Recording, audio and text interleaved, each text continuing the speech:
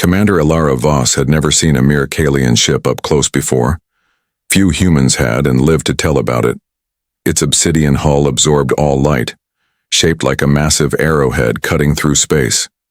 This close, the vessel's surface revealed intricate patterns that seemed to shift and flow like liquid despite being solid metal. "Keep us at safe distance, Lieutenant," Ilara ordered, her voice steady despite the tension coiling in her gut. "And maintain radio silence." "Yes, Commander," Lieutenant Dario Reeves replied, his fingers dancing across the holographic controls of the UNSC perihelion. The mere Kalian vessel drifted, eerily still against the backdrop of stars. Scans showed minimal power signatures, suggesting it was either damaged or abandoned, an opportunity too valuable to ignore. "Prepare a boarding team," Ilara decided. "Full containment protocols." Chief Science Officer Kaito Nakamura approached her station, concern etched on his weathered face. "Commander, with all due respect, the mere Kalians have never allowed humans to examine their technology. This could be a trap." "Noted, Kaito. But if that ship contains even a fraction of their technological secrets, it could change the course of this war." Ilara stood, her tall frame casting a shadow across the bridge's main console. "I'll lead the team myself." Protests erupted from her officers, but Ilara silenced them with a raised hand.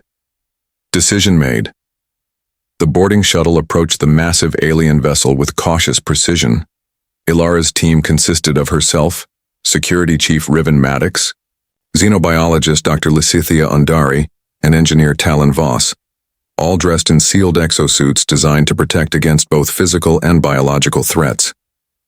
"Docking complete," Talon announced as magnetic clamps secured their shuttle to the alien hull.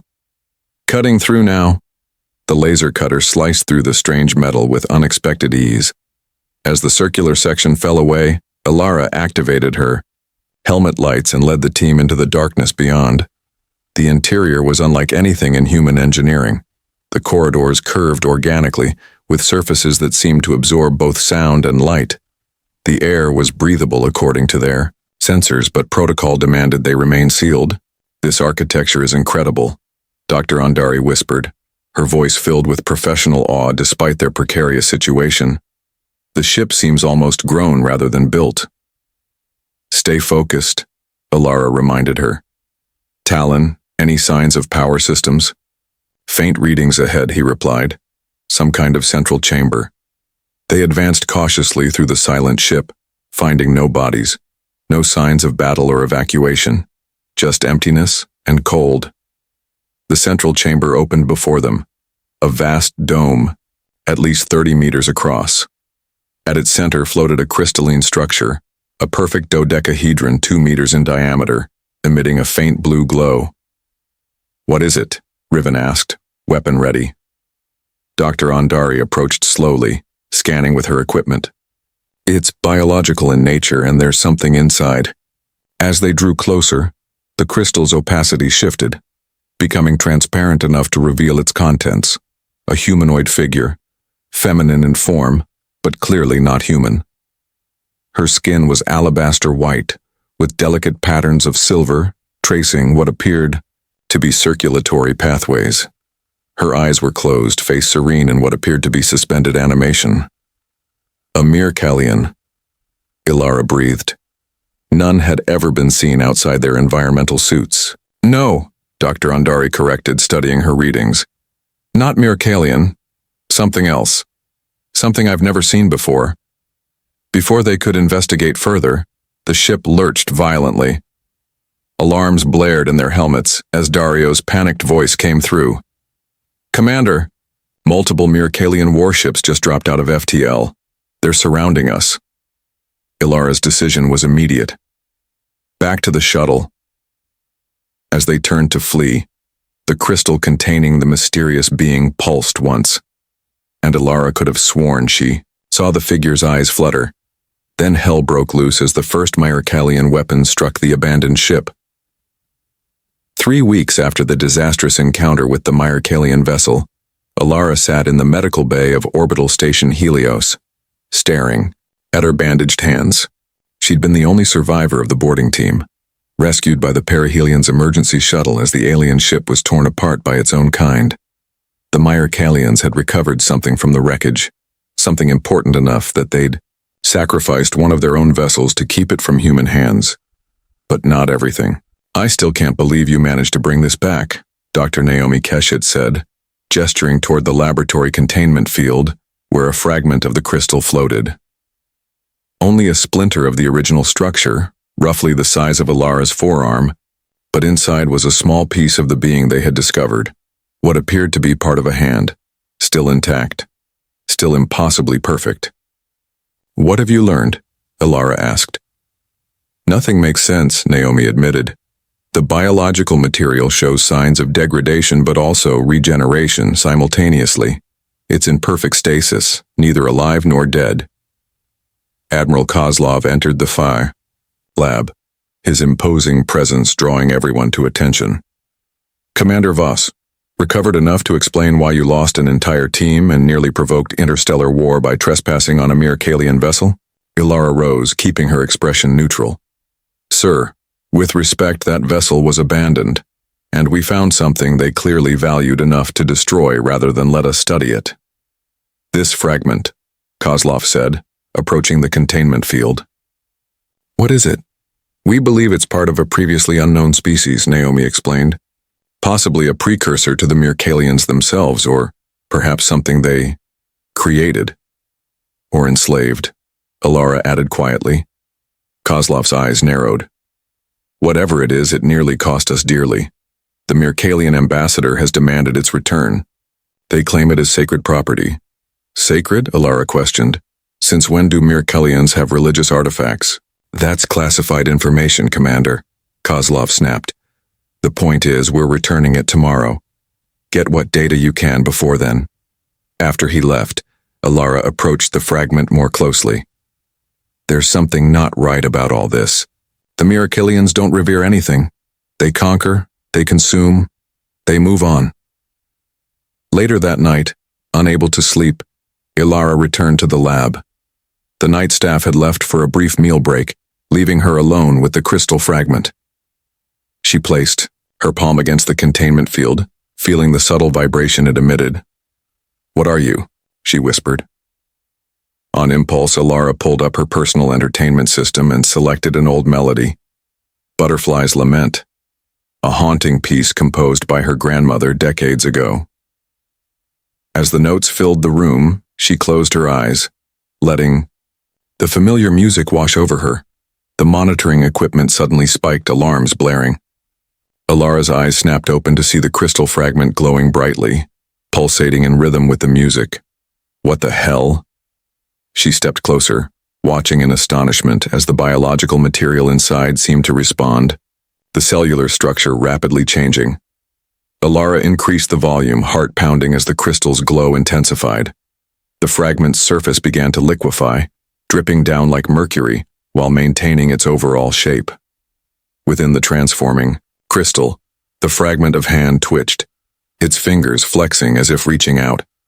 The lab doors hissed open as security personnel rushed in, drawn by the alarms.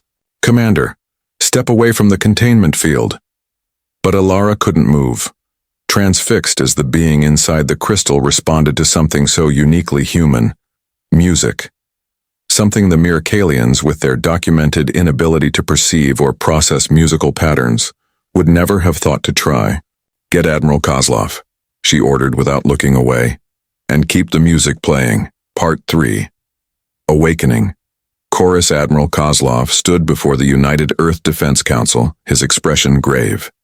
Behind him, a secure viewing screen showed the laboratory, where Alara and Dr. Keshet worked feverishly over the crystal fragment, which now pulsed with regular, stronger light. "The Myrickalian delegation arrives in 12 hours, Kozlov informed the assembled leaders. "They've sent 3 warships to escort their sacred relic home. Meanwhile, Commander Voss has made a breakthrough that could change everything." "Explain," demanded Counselor Ortiz, leaning forward.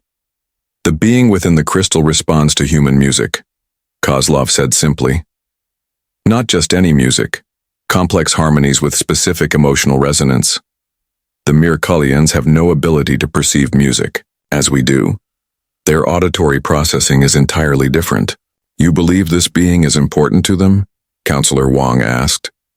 Important enough to destroy one of their own ships rather than let us study it, Kozlov confirmed. And now we may understand why. In the laboratory, Alara had assembled an unusual team, musicians. Professional players with classical training were arranged around the containment field, their instruments, violin, cello, flute, and piano, ready. The fragment responds most strongly to certain tonal combinations, Alara explained to Dr. Keshet. If my theory is correct, what we're seeing is a form of neural reactivation through harmonic stimulation. You think music is healing it? Naomi asked skeptically. Not healing, awakening, Alara corrected. The being was in stasis, not dead. And human music seems to be the key that the Mirkalians never found. The musicians began to play a piece Alara had selected, a mournful, ancient melody that built slowly into something triumphant. As the notes filled the air, the crystal's reaction was immediate and dramatic. It pulsed. With increasing brightness, the fragment inside now visibly moving. Cellular regeneration increasing exponentially, Naomi reported, monitoring the readings. This is impossible. It's building new tissue from ambient elements in the air. The crystal began to grow, extending crystalline filaments that formed a lattice structure. Within this structure, the fragment of hand was expanding, new tissue forming before their eyes. It's reconstructing itself, Alara whispered in awe. 6 hours. Later, Admiral Kozlov returned to find a drastically changed situation. The crystal had quadrupled in size, and within it floated not just a hand but an entire arm and shoulder, the silver-traced white skin exactly as Alara had first seen on the Mirkalian vessel. How far can this go? Kozlov demanded. Unknown, Alara admitted. But I believe it's trying to regenerate completely. Sir, we can't hand this over to the Mirkalians, whoever this is, they kept her prisoner. The diplomatic situation is delicate, Commander, Kozlov reminded her. We're on the brink of full-scale war. Then let me speak with the Mirkalian delegation when they arrive, Alara proposed. There's more happening here than we understand. When the Mirkalian ship docked at Helios Station, tension filled the air. The delegation emerged from their vessel, 3 tall figures in environmental suits that concealed all features, their movements precise and fluid. We come for what is ours, the lead figure stated, its voice a mechanical monotone through the translation device. The vessel must be returned immediately. The vessel? Alara repeated. Is that what you call the being inside the crystal? The Mirkalian stiffened noticeably. You will cease your examinations and return our property. She's responding. To our music, Alara said boldly. She's regenerating, she's alive. The lead Mirkalian took a menacing step forward. Impossible. The vessel has been dormant for millennia. It is merely a relic of our evolutionary past. Then you won't mind if we demonstrate, Alara challenged, gesturing toward the observation room where the musicians continued their performance. On the viewing screen, the crystalline structure now contained half a torso, 1 complete arm, and the beginnings of facial features, beautiful and alien yet somehow familiar. The Mirkalian delegates conferred rapidly in their own language, their normally measured movements becoming agitated. This is forbidden, the leader finally declared. The vessel cannot be awakened, it would destroy the balance. What balance? Alara demanded. What are you afraid of?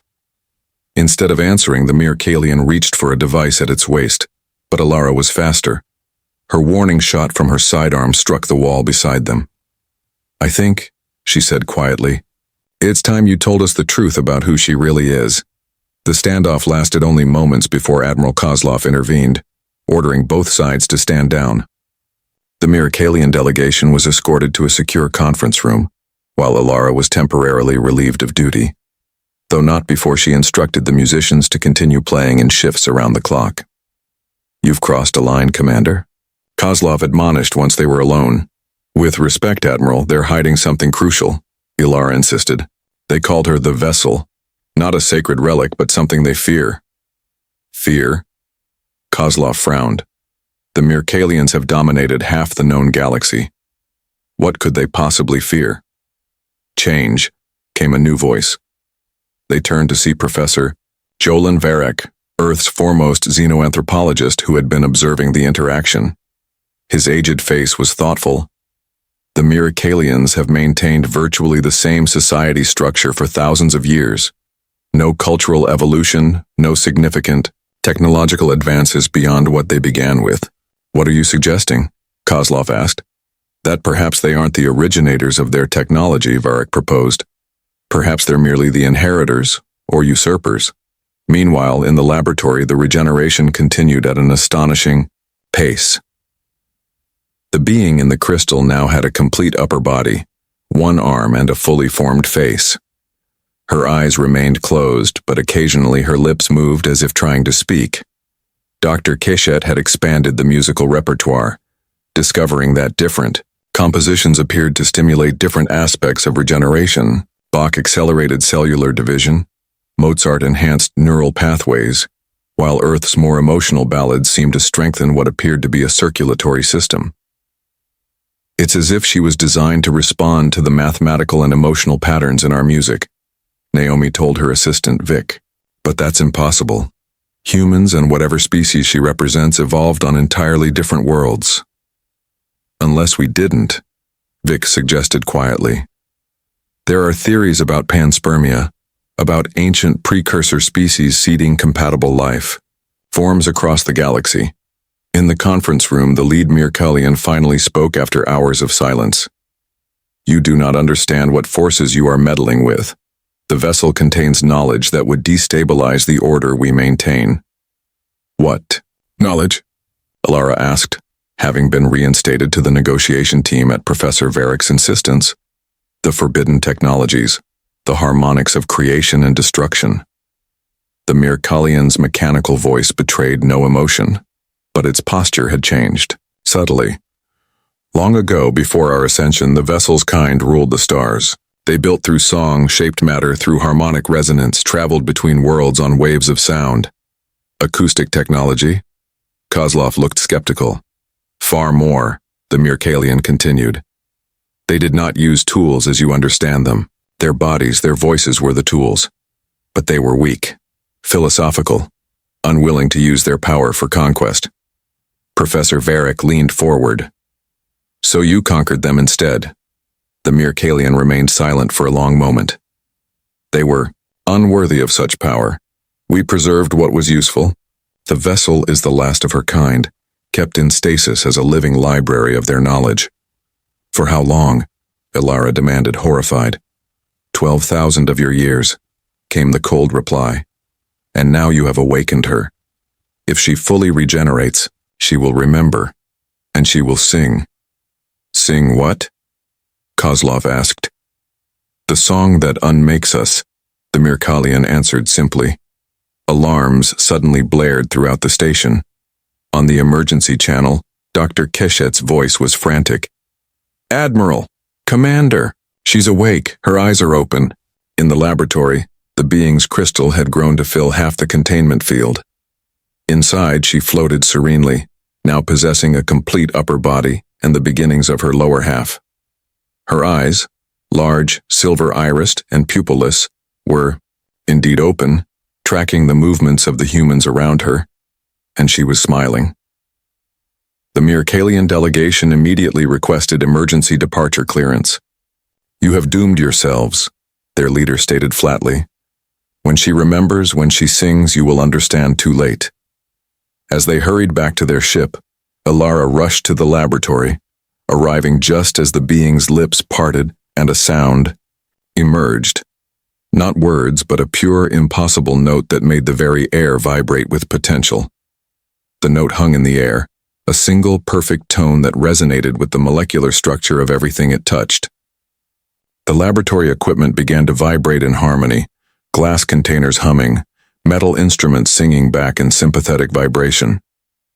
Impossible, breathed Dr. Keshet, watching her instruments register frequencies that shouldn't exist within the human perception range.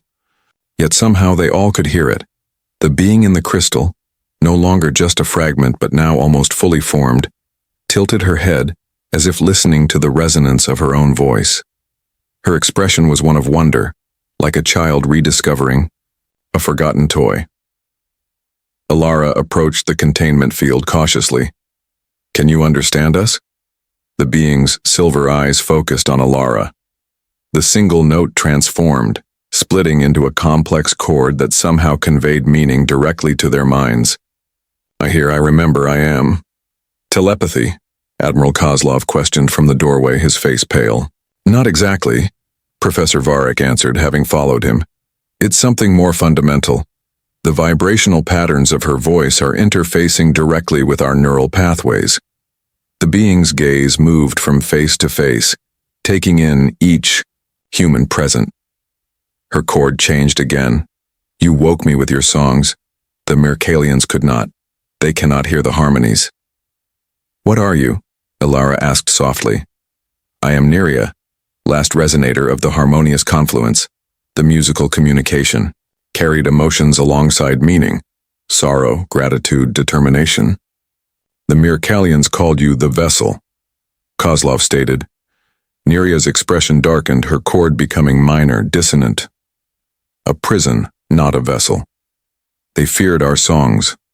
They could not hear, could not create, only destroy and control. They kept me to access our technology, which responds only to the true harmonies. They said you've been in stasis for 12,000 years, Alara said. Longer. Time flows differently in the crystal sleep. Neria's body continued to regenerate within the crystalline structure, her lower limbs now forming. "Your music called to me across the void. Human harmonies, so similar to our own." "Professor," Varric stepped forward eagerly, "are you suggesting evolutionary convergence? That humans and your species developed similar perception of musical mathematics independently?" Neria's chord became warm, amused. "No coincidence. Long ago, my people seeded compatible worlds with life that could one day hear the songs of creation. You are our descendants many times removed." The implication silenced everyone momentarily. Alara was the first to recover. "The Mirkalians said your song could unmake them. What did they mean?" "All matter vibrates at specific frequencies." Neria's explanation came in complex harmonies that somehow made perfect sense. "Change the vibration, change the matter. We built civilizations with song. The Mirkalians twisted our technology into weapons. But you can take it back," Alara realized. "With your song," Neria nodded slowly. "I can remind their ships, their weapons, their very armor of their original harmonies. They would remember themselves differently. That's why they destroyed their own vessel rather than let us study you," Admiral Kozlov said. "And why they're so desperate to get you back." A new alarm sounded, the station's proximity warning. On the main screen, they watched as the Mirkalian diplomatic vessel joined with its warship escorts. Instead of departing, however, the ships were assuming attack formations. "They're targeting the station," the tactical officer announced. "Energy weapons charging. They mean to destroy her. And anyone who's had contact with her," Alara realized. Neria's song changed, becoming urgent. "I am not yet strong enough to counter their weapons. My regeneration is incomplete." "How long do you need?" Kozlov demanded. "Hours. Perhaps a day." "We don't have hours," the tactical officer interjected. "They're firing." The station shuddered as the first volley struck its outer shields. Damage reports flooded in from multiple decks. "Evacuate non-essential personnel," Kozlov ordered. "Prepare defense countermeasures." Alara looked at Neria, a desperate idea forming. "You said our music helped you regenerate faster. What if we amplified it? The station has external acoustic projectors for emergency communications. It could work." Neria's chord was thoughtful. "But the music must be powerful, emotionally resonant. Mathematics alone is not enough. There must be feeling, intent." "A single musician won't be enough," Dr. Keshet warned. "Then we'll use everyone," Alara decided. "Station-wide broadcast. Every human voice joined together. As the Miracalian ships prepared a second, more powerful assault, Alara put her plan into motion. Throughout the damaged station, the call went out. Every human who could sing or hum or even just feel the music was needed. The song they chose was ancient, passed down through generations, a piece about resilience in the face of destruction, about hope when all seemed lost. As hundreds of human voices joined together, the sound was broadcast both within the station and outward through space via the external projectors. In the laboratory, Neria's crystal began to pulse with blinding light as the human chorus surrounded her with harmonies born from the collective emotion of an entire species facing extinction. And she began to sing with them. The combined voices of hundreds of humans reverberated through Helios Station, a desperate chorus of survival. Within her crystal chamber, Neria's form glowed with increasing brilliance, her own song weaving through the human melody, elevating it into something transcendent. The Miracalian warships paused their attack momentarily, as if confused by the unexpected broadcast. "They can hear it, but they can't understand it," Professor Varric observed. "Music has no emotional meaning for them." Admiral Kozlov watched the tactical display grimly. "They'll recover from their confusion quickly enough. Our shields won't withstand another concentrated barrage." In the crystal, Neria's body was completing its regeneration at an accelerated pace, the human song fueling her transformation. Her silver eyes were closed in concentration, her own voice creating patterns of sound that caused the very crystal around her to reshape itself. "I need to reach your broadcast system." Her harmonic message came to Alara. "My voice must join with your technology." "The crystal is still containing you," Alara pointed out. "Not containing, amplifying." Neria's chord carried determination. "Bring me to your communications center." With the Admiral's reluctant approval, the entire crystal structure was carefully disconnected from the laboratory systems and transported through the station's corridors on a hovering platform. The human chorus continued unabated, crew members joining in as the procession passed them. The Miracalian fleet had regrouped, their weapons charging for what would surely be a devastating attack. In the central communications hub, technicians worked frantically to interface Neria's crystal with the station's broadcast system. The crystal had grown to nearly 3 meters in diameter, its surface shifting and flowing like liquid glass. "Ready on your command," the lead technician told Alara. Inside the crystal, Neria opened her eyes. Now fully regenerated, her form both alien and beautiful. She nodded once. "Broadcast at maximum power," Alara ordered. Neria's song changed, deepening into frequencies that made the deck plates vibrate beneath their feet. The crystal responded, reshaping itself into what appeared to be an amplification chamber that caught her voice and projected it outward through the station's systems. On the tactical display, they watched as the wave of sound, visible as a distortion in space itself, expanded outward toward the Miracalian ships. The effect was immediate and astonishing. As Neria's song reached the warships, their hulls began to shimmer, surface patterns flowing and changing. Weapons ports sealed themselves shut. Propulsion systems flickered and changed configuration. "What's happening to them?" Kozlov demanded. "I am reminding their technology of its original purpose." Neria's explanation reached them even as she continued her song. "Before the Miracalians corrupted it for war. Within the Miracalian vessels, confusion reigned. Their technology, unchanged for millennia, was transforming around them, responding to harmonies they could neither perceive nor control. Systems that had been weapons became something else. Communication arrays, scientific instruments, artistic tools. On the station, Neria's crystal began to dissolve, the transparent material flowing like water down her body as she stepped free. Fully restored, she stood nearly 7 feet tall, her white skin traced with intricate silver pathways that pulsed with light as she sang. Moving with fluid grace, she approached the communications console and placed her long, delicate fingers directly on the interface. The technology responded immediately, systems reconfiguring to better amplify her song. The tactical display showed the Miracalian ships drifting now, their weapons completely neutralized. One by one, their engines went dark. Are they dead? Alara asked quietly. No, Neria assured her, merely transformed. The Miracalians themselves are unchanged, but their tools of destruction have remembered their original purpose. Which was? Admiral Kozlov pressed. To connect, not to conquer, Neria explained, her harmonics gentle. My people built technologies of communion, of healing, of growth. The Miracalians lacked the capacity to understand, so they used our tools, crudely, for domination. Professor Varek approached her hesitantly. You said humans are your descendants. Did your people create us? Neria smiled, her expression warm. Not create, guide. We seeded compatible worlds, then nurtured the evolution of species that could perceive harmony as we do. You evolved, on your own path, but with the capacity to hear the songs that vibrate between stars. Is that why human music woke you? Alara asked. Because we're connected? Yes. When I heard your grandmother's composition— Wait, Alara interrupted, shocked. How did you know it was my grandmother's music? I heard the familial resonance in your voice when you played it, Neria explained simply. Genetic harmonies, echo across generations. A communication suddenly came through from the lead Mircalian vessel.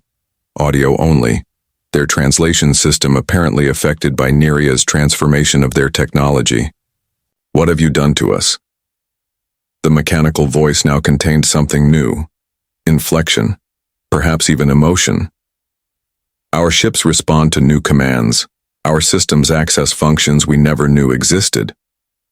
Neria stepped forward, addressing them directly. I have restored what was stolen.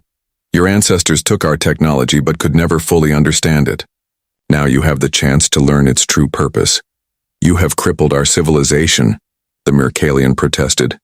No, Neria countered, her voice resonating with authority. I have freed it from stagnation. For millennia, you have used stolen tools to conquer rather than create. Now you must learn to hear the harmonies or fade into obsolescence. Admiral Kozlov stepped forward. What happens now? The Mircalian Empire controls half the known galaxy.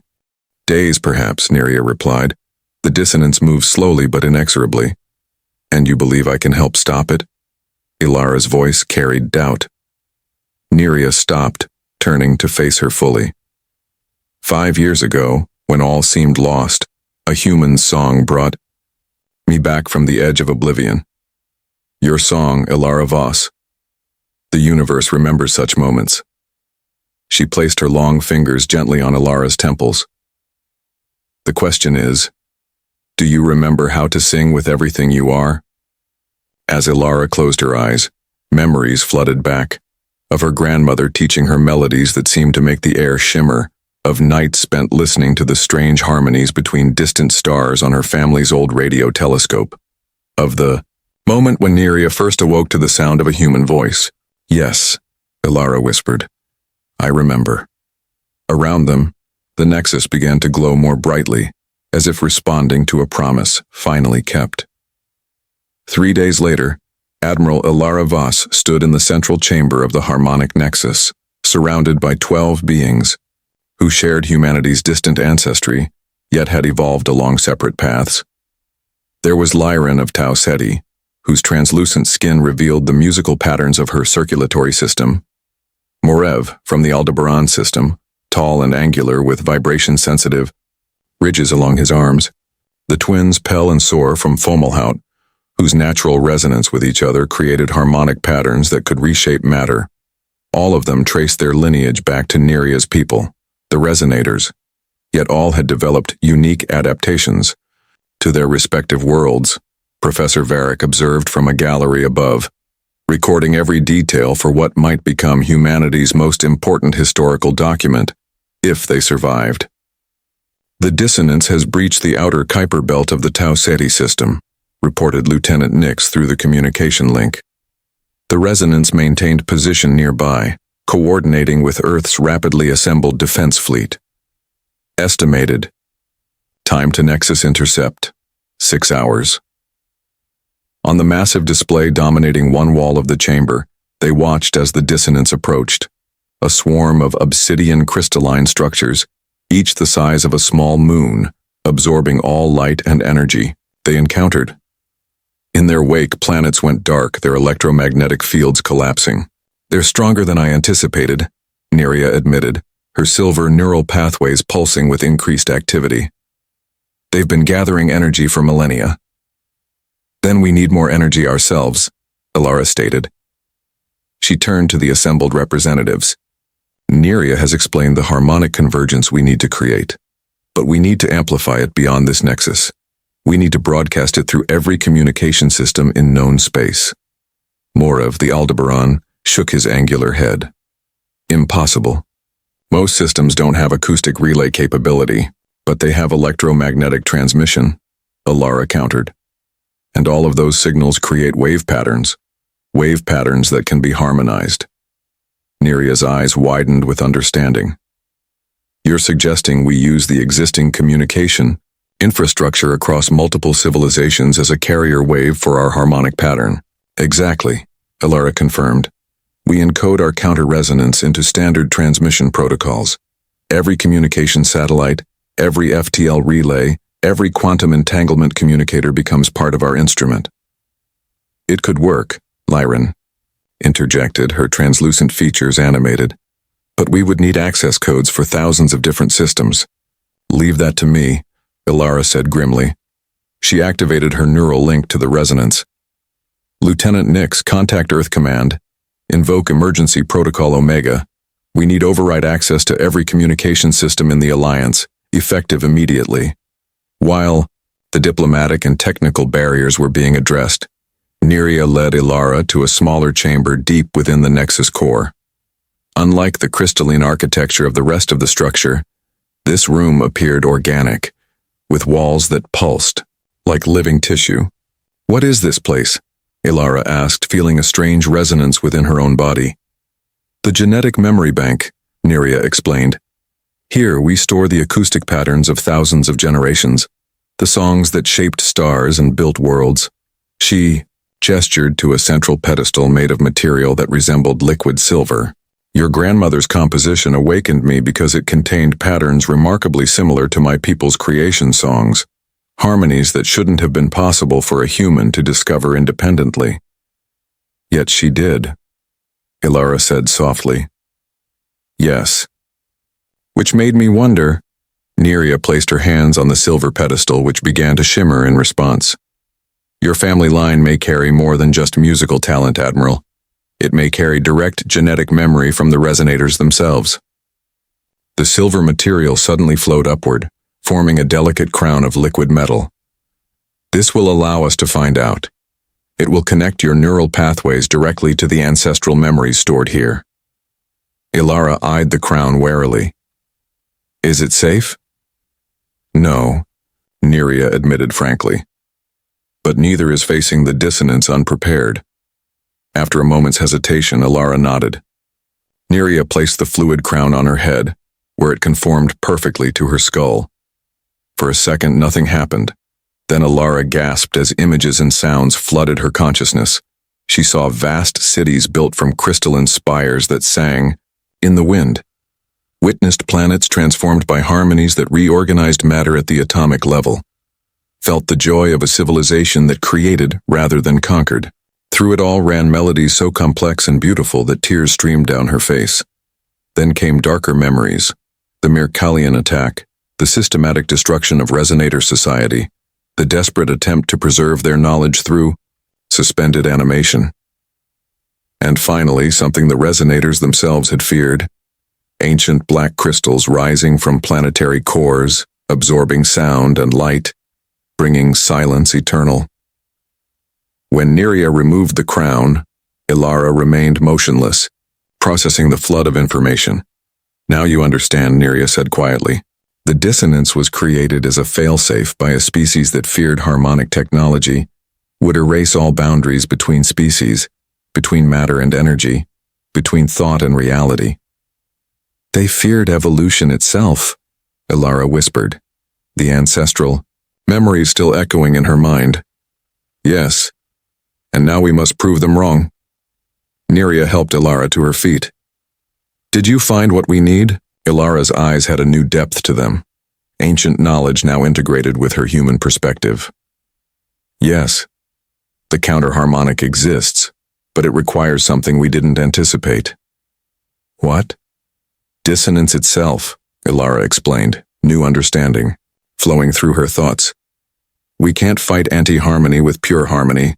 We need to incorporate aspects of chaos, of disconnection, the very things the dissonance embodies. Neria looked troubled.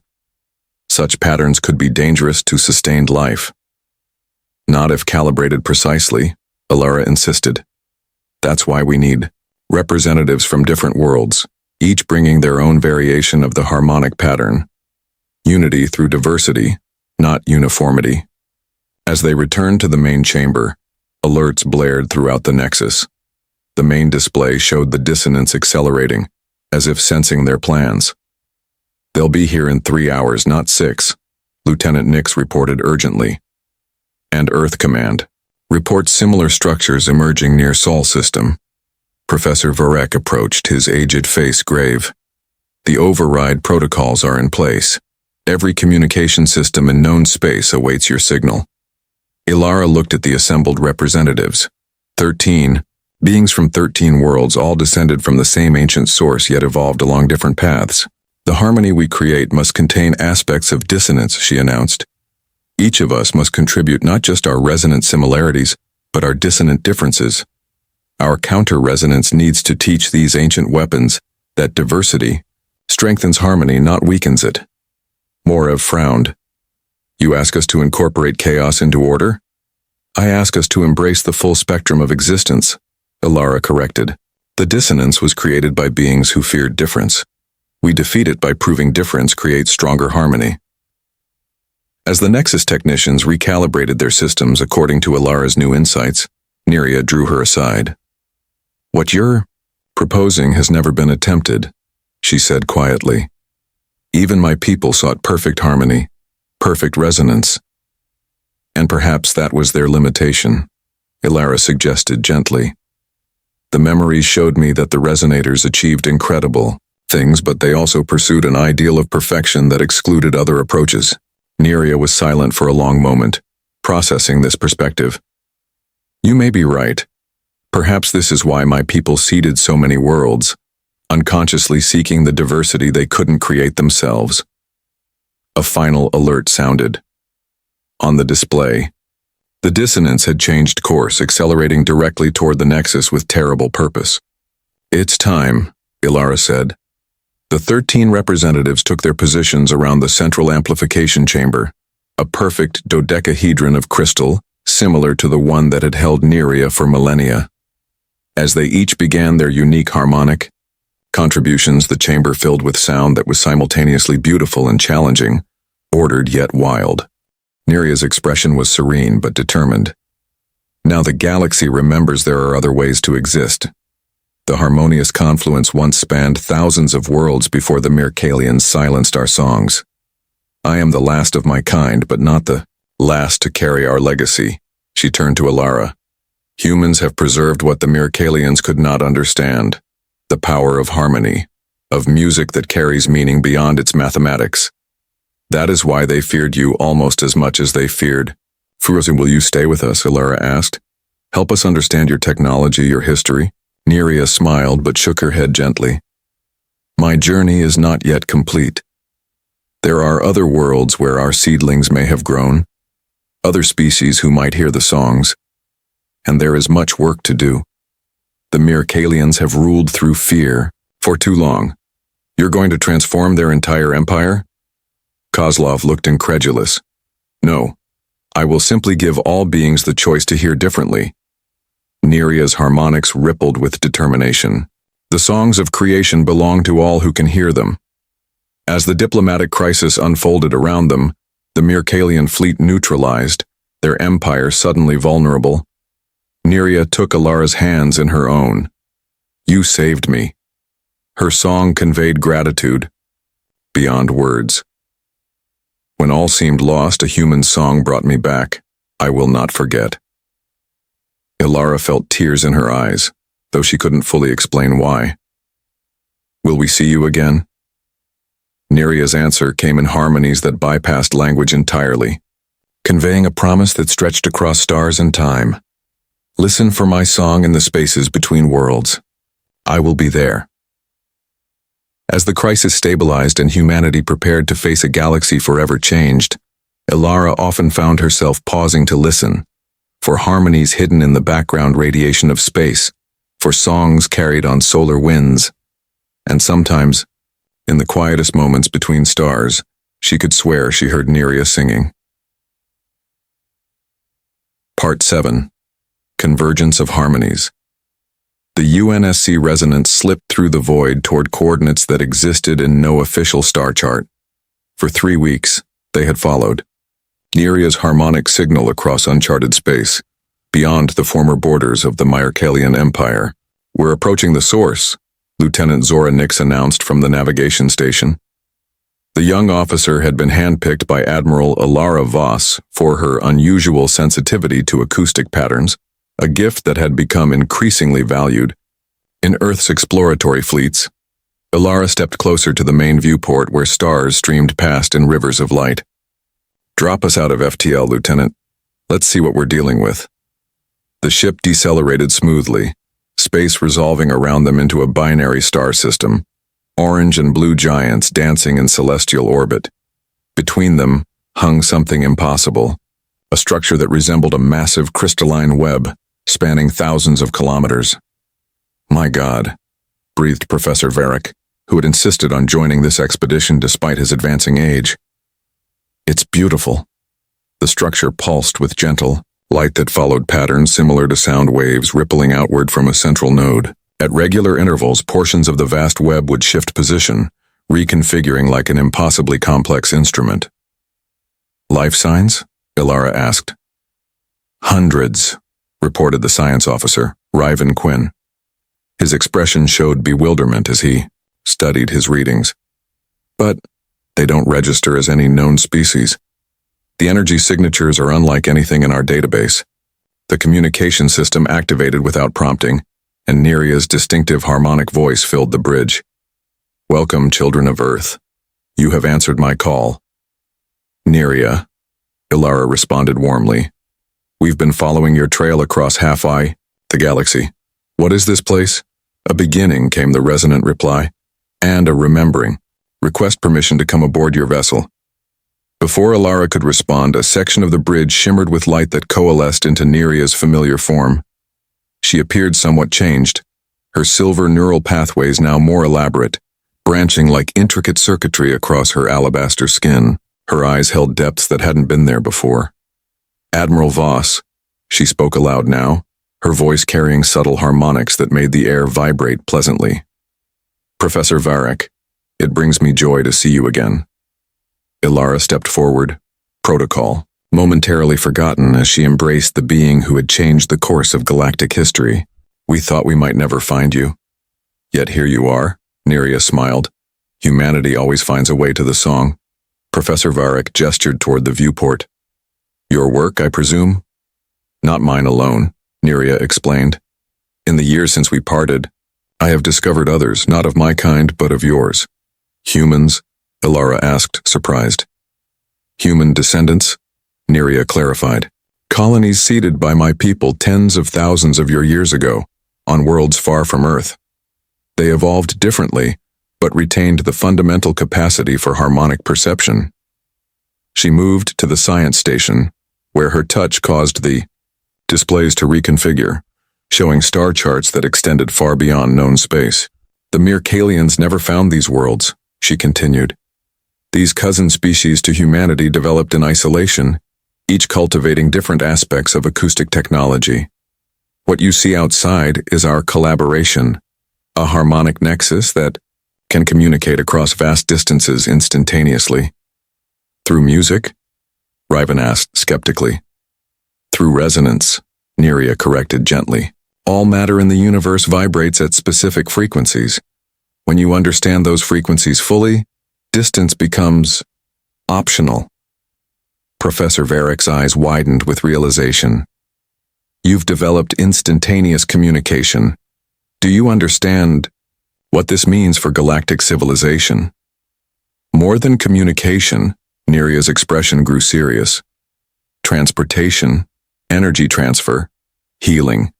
The technologies my people developed before the mere Kalian conquest are being reborn, but with new insights from your human perspectives. Ilara sensed there was more. Why call us here specifically, Neria? Earth has diplomatic channels now. Neria's silver eyes met Ilara's directly. Because what happens next requires your particular harmony, Admiral. Your genetic lineage carries specific resonant patterns that align perfectly with the Nexus core. My lineage? Ilara looked confused. You mean my grandmother's music? Your grandmother understood intuitively what most humans only grasp intellectually. That sound shapes reality at its most fundamental level. Neria extended her hand. And now a threat approaches that requires both our species to sing together. Threat? Ilara's military training immediately engaged. The Kalians? Something far older, Neria said solemnly.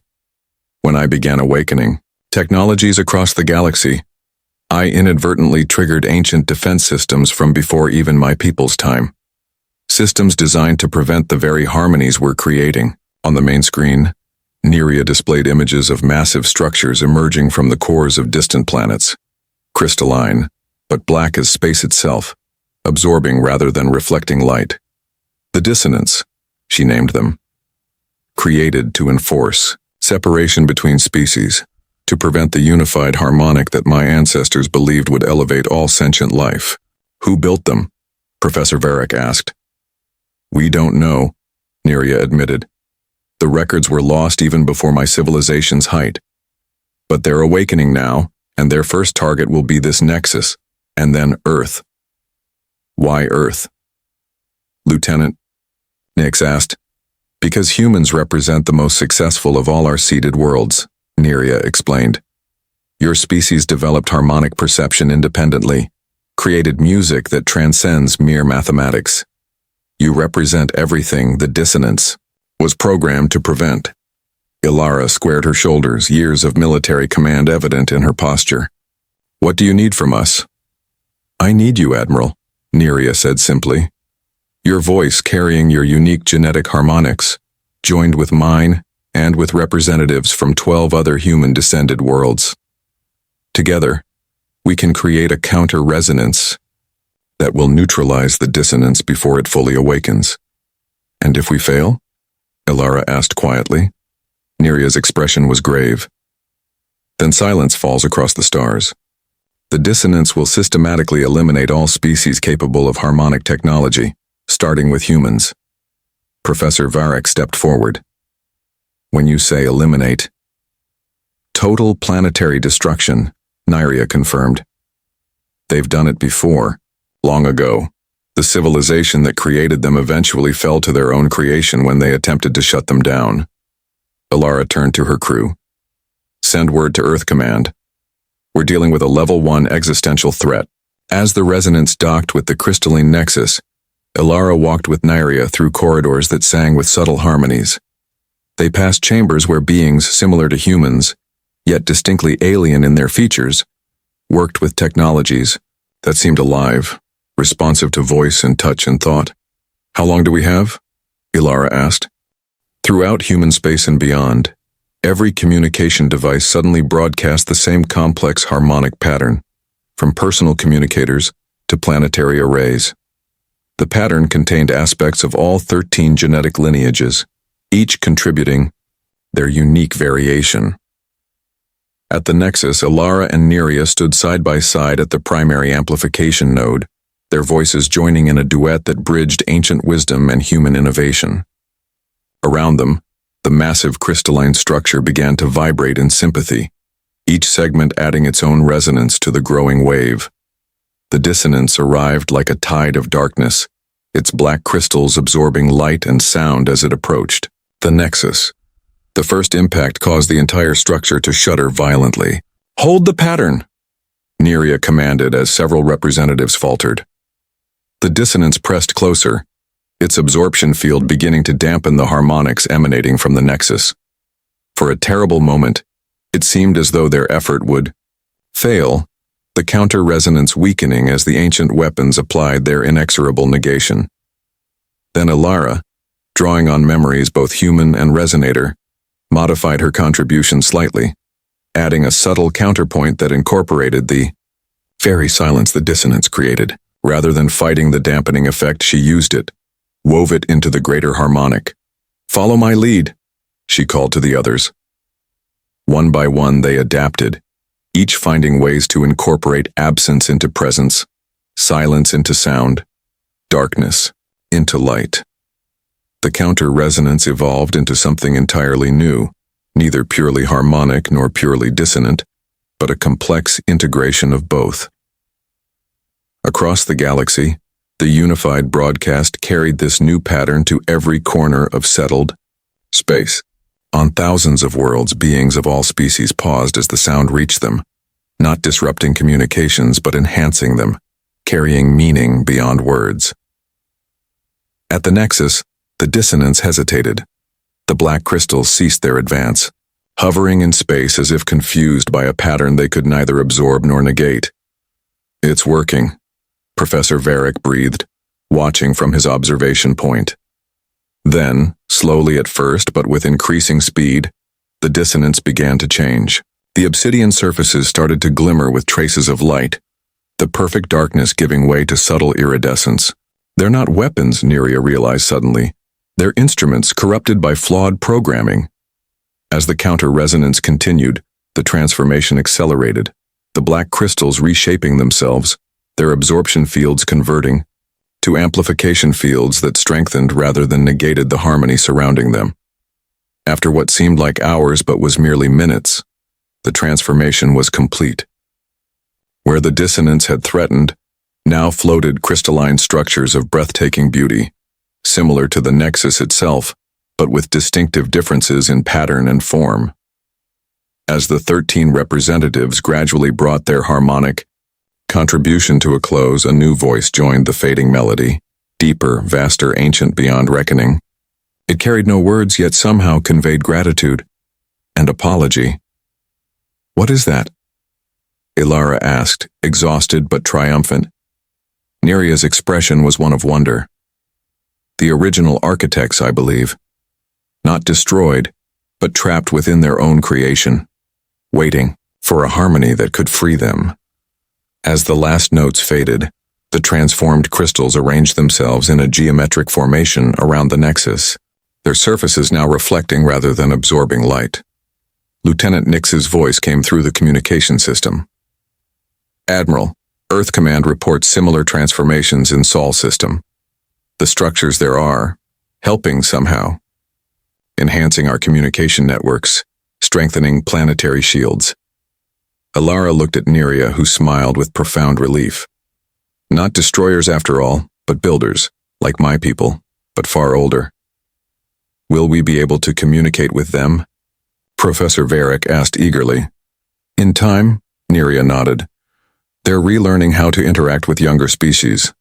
Their consciousness operates on harmonic principles even more complex than my own people's." As the immediate crisis passed and the 13 representatives celebrated their success, Alara found a quiet moment to stand at a viewport, gazing out at the transformed crystalline entities now orbiting the nexus like benevolent guardians. Neria joined her, her silver neural pathways glowing softly in the dimmed light. "What are you thinking, Admiral?" "That this was always meant to happen," Alara replied softly. "Your people seeded worlds with harmonic potential. Those worlds evolved along different paths, developed different interpretations of the same fundamental principles, and in that diversity, we found the key to awakening something even older than the resonators. A cosmic symphony billions of years in the making," Neria agreed, "with humanity playing a crucial part." "What happens now?" Alara asked. Neria's silver eyes reflected the stars beyond. "Now the real work begins. The galaxy awakens to new possibilities. Harmonic technologies that can heal worlds, bridge vast distances, perhaps even reach beyond our universe to others." She turned to face Alara fully. "And you, Admiral Voss? What will you do with the ancient memories now unlocked within you?" Alara smiled, feeling both the weight and the gift of her newly discovered heritage. I think I'll start by composing a song, something my grandmother would have appreciated. I look forward to hearing it, Neria said warmly. After all, it was a human song that brought me back when all seemed lost. Perhaps yours will bring back something even greater. Together they watched as the transformed dissonance, now resonance, began to sing to the stars, a melody of reconciliation and renewal that would echo across the cosmos for eons to come. Epilogue: Songs Across Time. 50 years after the harmonic convergence, as historians now called it, the galaxy had transformed in ways few could have imagined. The technology of the ancient architects, combined with resonator harmonics and human innovation, had created an age of unprecedented connection and creation. On a small island on Earth, in a house overlooking the Pacific Ocean, an elderly admiral, Alara Voss, sat at a piano made of living crystal. Her fingers, still nimble despite her advanced age, danced across keys that responded not just to pressure, but to intention. Beside her stood Neria, unchanged by the decades, her silver neural pathways, now even more elaborate, a record of a life dedicated to rebuilding what had once been lost. "Is it finished?" Neria asked gently. Alara nodded, a smile crinkling the corners of her eyes. "The final movement is complete. It's taken most of my life, but the Symphony of Awakening is ready." On the table beside them sat an ancient score, handwritten by Alara's grandmother decades before first contact, before anyone on Earth knew of the resonators or the ancient architects. Yet somehow the old woman had composed melodies that anticipated the harmonic structures that would one day save the galaxy. She knew, Alara said softly, touching the yellowed pages. Not consciously, perhaps, but somewhere deep in her genetic memory, she remembered the songs that shaped stars. Through the windows they could see the crystalline spires of New Harmony City, glittering in the sunset, one of dozens of similar structures that had risen on worlds throughout settled space.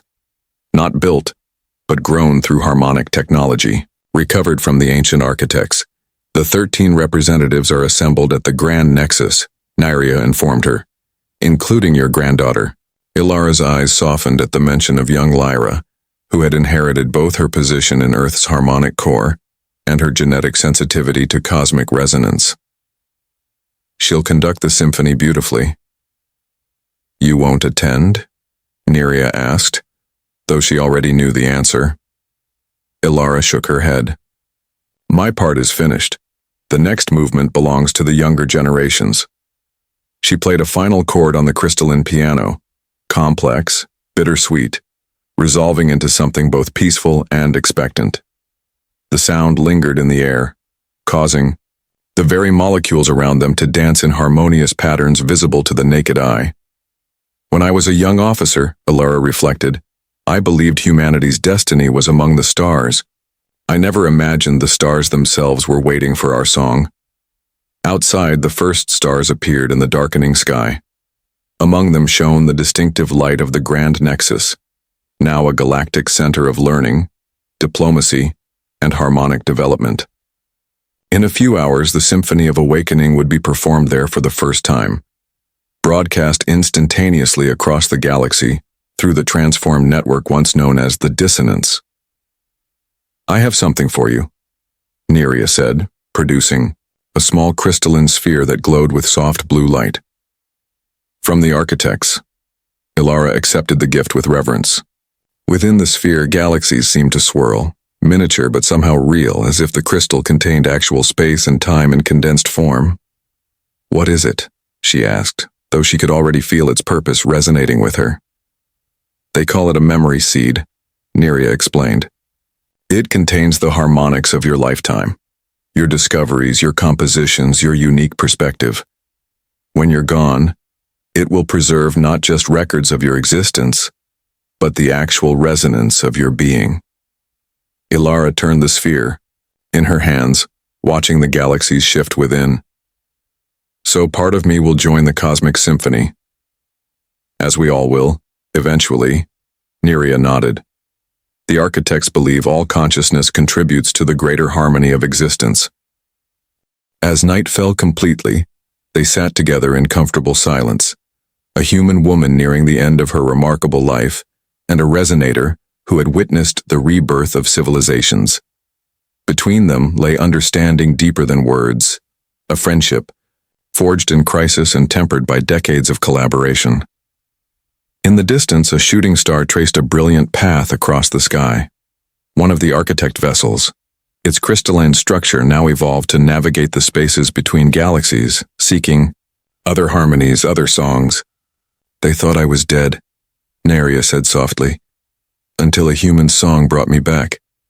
And now we've brought back something even greater, the music that weaves between worlds. Ilara smiled, her aged face serene in the starlight. Not bad for a species the Mirkalians dismissed as primitive. The universe loves irony, Neria agreed with a smile. And humanity, for all your brief lives and limited perceptions, understood something my people took millennia to discover. What's that? Ilara asked. That true harmony requires both resonance and dissonance, unity and diversity, structure and freedom. Neria's silver eyes reflected the starlight. Your species innately grasped what the resonators had to learn through bitter experience, that the most beautiful music contains both consonance and conflict. Outside, more lights appeared in the sky as ships arrived from across the galaxy for the symphony's premiere. Tomorrow something unprecedented would occur. A harmonic convergence of 13 species conducted by Ilara's granddaughter, performing a composition that bridged ancient wisdom and new discovery. I wonder what they'll awaken next, Ilara mused. Neria took her hand gently. Whatever it is, it will hear the echoes of your song. As Ilara Voss closed her eyes for the final time that night, peacefully and without regret, the memory seed beside her pulsed once with brilliant light. Outside, every star in the sky seemed to shimmer in response, as if the cosmos itself had paused to acknowledge a harmony returned to its source. And somewhere, in the spaces between worlds, new songs waited to be discovered.